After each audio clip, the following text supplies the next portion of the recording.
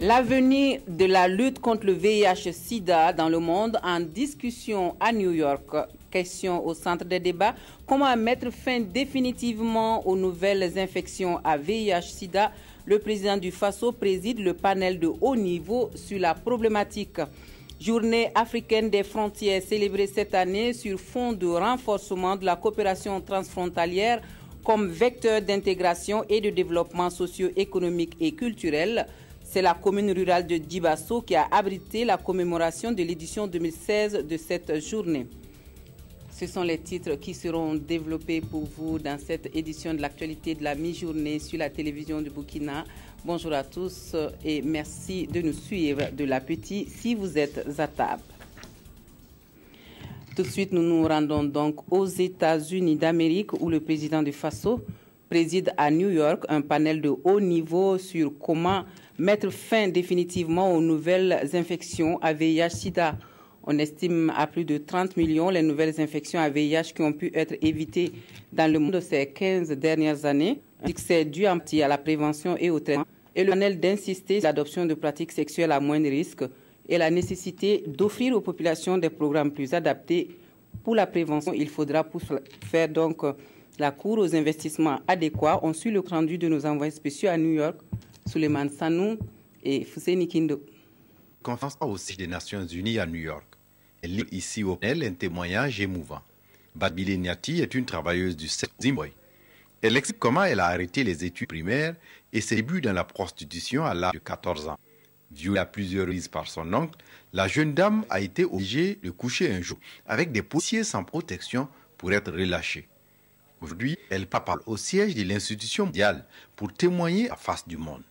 Grâce à l'usage préservatif, elle a pu éviter la contamination. Comme Batabile Niati du Zimbabwe, d'autres témoignages édifiants à ce panel, présidé par Rockmar Christian Kabé, notamment de la princesse Kayasu du Swaziland, du ministre ivoirien de la Santé, mais aussi de scientifiques et d'activistes de la société civile engagés dans la lutte contre la pandémie du siècle. Pour les panélistes, la réduction du nombre de nouvelles contaminations d'ici à 2020 doit passer par des engagements forts des États, surtout en matière de prévention. À New York, les spécialistes estiment qu'il est encore et toujours nécessaire ces piqûres de rappel en matière de sensibilisation, surtout des plus jeunes. Et cette sensibilisation doit être accompagnée par l'utilisation de méthodes de prévention efficaces pour les jeunes filles et les femmes. Il y a un engagement au niveau de chaque État à prendre, au plan budgétaire, puisque c'est un investissement que nous devons faire. Mais également, nous devons savoir que c'est une action de solidarité internationale, parce que nous devons tous contribuer à financer justement ce que nous appelons la prévention. Nous allons vaincre le VIH-Sida.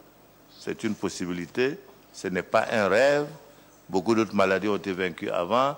Il n'y a pas de raison que nous ne puissions pas apporter notre part de contribution à l'histoire. Le président du FASO a déploré le fait que l'Afrique reste dans une situation marginale dans le cadre de la lutte contre le sida. Il s'est en outre élevé contre la stigmatisation des personnes à risque. Au Burkina Faso, le ministère de la Santé est dans la dynamique d'amélioration de la gestion de ses ressources humaines. Des études ont été réalisées à cet effet avec l'appui de l'OMS et relatives au déploiement, motivation et fidélisation des agences dans les zones d'accès difficiles. La restitution des résultats de ces études donne lieu à des échanges sur les voies et moyens pour une fixation du personnel de la santé dans les zones défavorisées. Yacouba Gamene et Amandine Lalsa. Le personnel de la santé est un nombre insuffisant, peu motivé et difficile à déployer en milieu rural. Voici résumé les résultats de 4 études réalisées par le département de la santé. Une situation qui influe négativement la disponibilité de la qualité des soins. 50% des personnels infirmiers et sages-femmes exercent en zone rurale alors que 80% de la population y réside. 70% des médecins spécialistes exercent encore à Ouagadougou. 45% des médecins généralistes se situent dans les régions du centre et des hauts bassins. Et 20% des sages-femmes sont au niveau de la seule ville de Ouagadougou.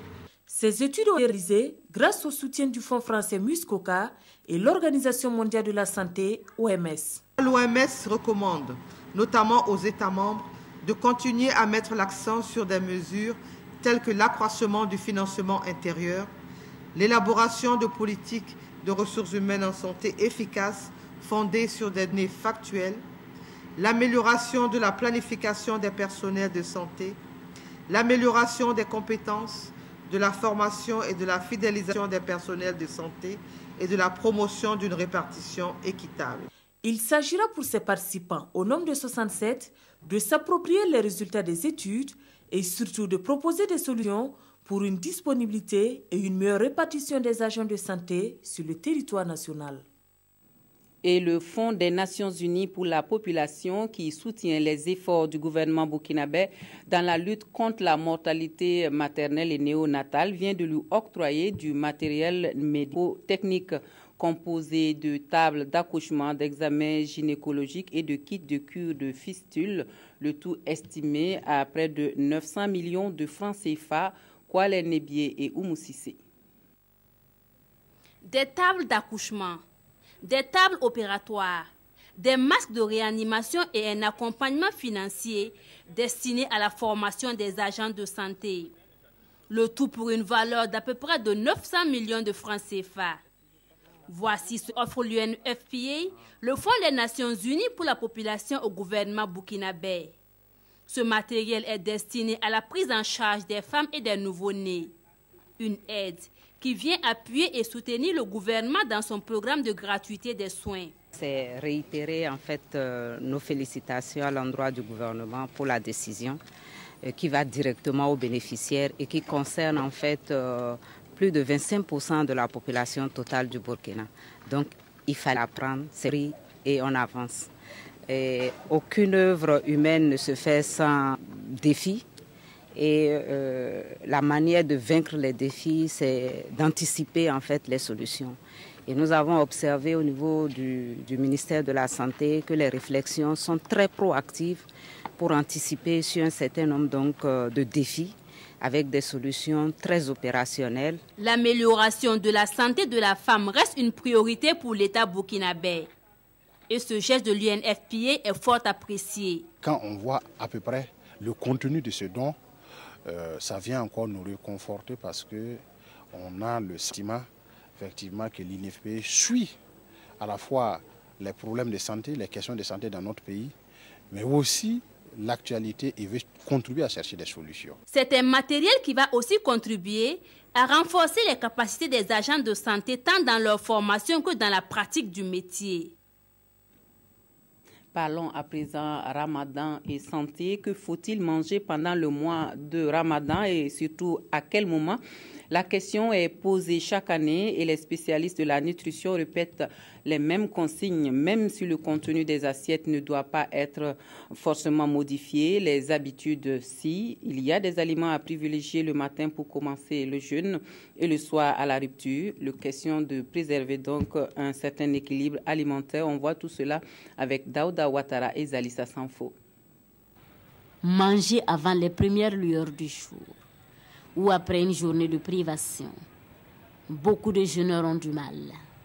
Pourtant, selon les spécialistes de la nutrition, il le faut si l'on veut jeûner tout en restant sain.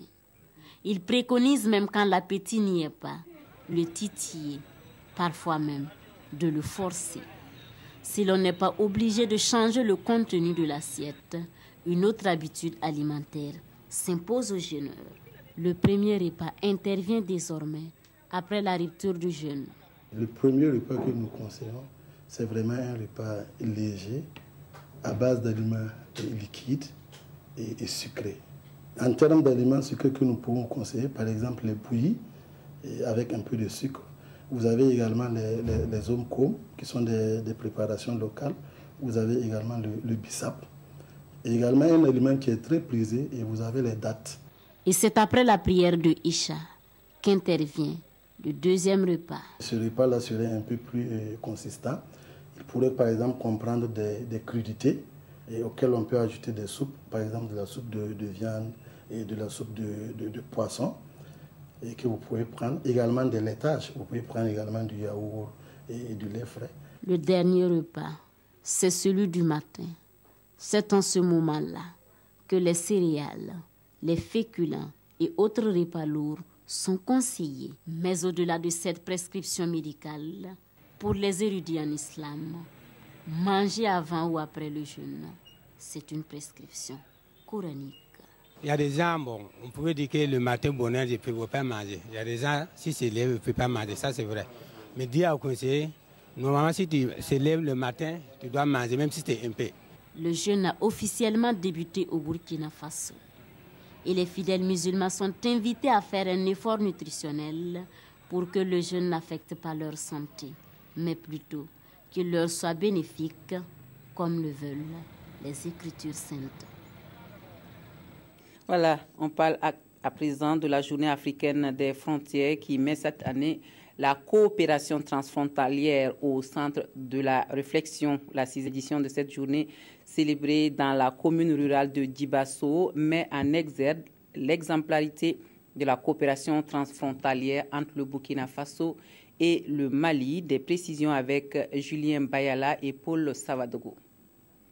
Le centre de santé transfrontalier de Waronkui, dans la province de la Kossi et de Ouania au Mali, situé sur le territoire burkinabé, est un exemple réussi de coopération transfrontalière entre les deux pays. C'est pour magnifier cette coopération transfrontalière que le Burkina a célébré sur ses sites la 6e journée africaine des frontières. C'est pour faire de la coopération transfrontalière vraiment un vecteur pour le développement socio-économique et culturel de nos pays, de nos populations frontalières.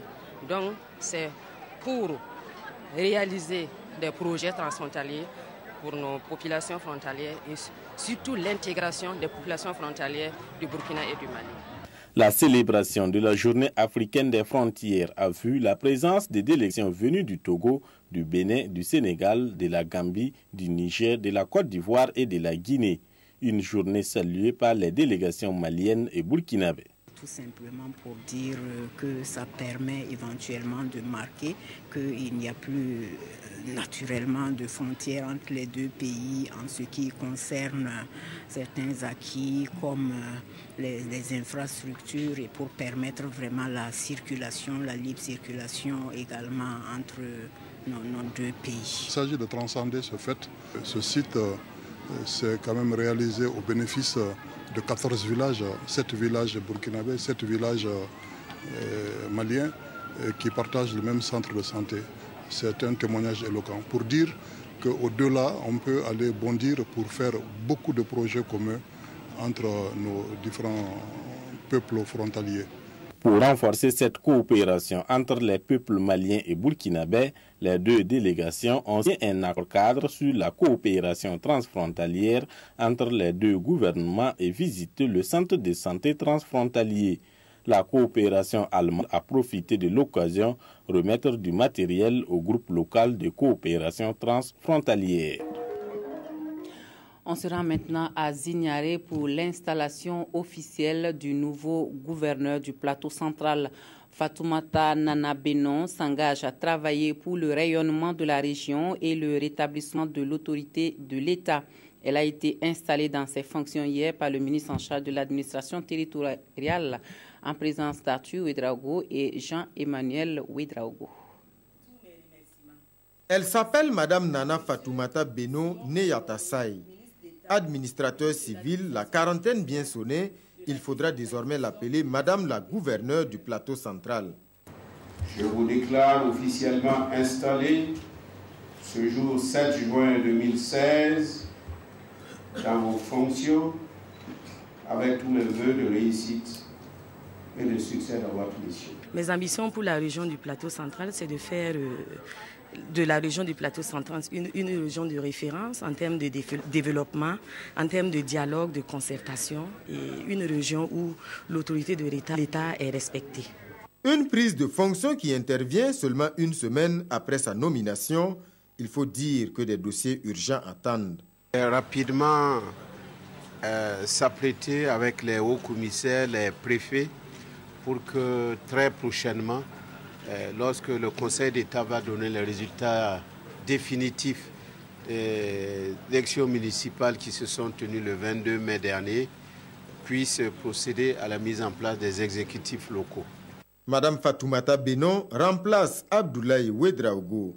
L'ancien gouverneur a été nommé secrétaire général du ministère de l'administration territoriale, de la décentralisation et de la sécurité intérieure. Et on revient au Burkina et pour fermer ce journal, un dernier coup d'œil sur les quotidiens. Les parutions de ce jour s'intéressent encore à la justice. Les dernières... c'est Sibidi Issa Lankwande qui a lu les journaux pour nous. L'exécutif regretterait-il déjà l'indépendance accordée à la magistrature? Les récentes décisions de justice n'en finissent pas de faire jaser. En visite aux États-Unis, le président du Faso en parle avec les Burkinabés de New York. Pour Roch-Marc Christian Kaboré, les changements opérés au niveau de la justice posent aujourd'hui problème, lit-on dans les éditions Sidoya. Des libérations interviennent sans que la justice ne communique pour en donner les raisons, explique-t-il, avant d'ajouter dans les colonnes de l'Observateur Palga que la séparation des pouvoirs n'est pas la grande muraille de Chine. Roch ne voit pas en quoi, en tant que premier magistrat, vouloir comprendre l'évolution des dossiers serait vu comme une immixtion au nom de la séparation des pouvoirs. Si chacun doit se cloisonner pour travailler dans son coin, on n'aboutira à rien, lance-t-il. Pour le soir, le conflit est désormais ouvert entre l'exécutif et le judiciaire. En témoigne la multiplication des déclarations des hommes du pouvoir. D'abord le chef de l'État qui veut se refaire une place au sein du Conseil supérieur de la magistrature, puis le président de l'Assemblée nationale qui, lui, dénonce le pouvoir des juges, ce qui fait dire au journal que le pouvoir veut revenir au contrôle.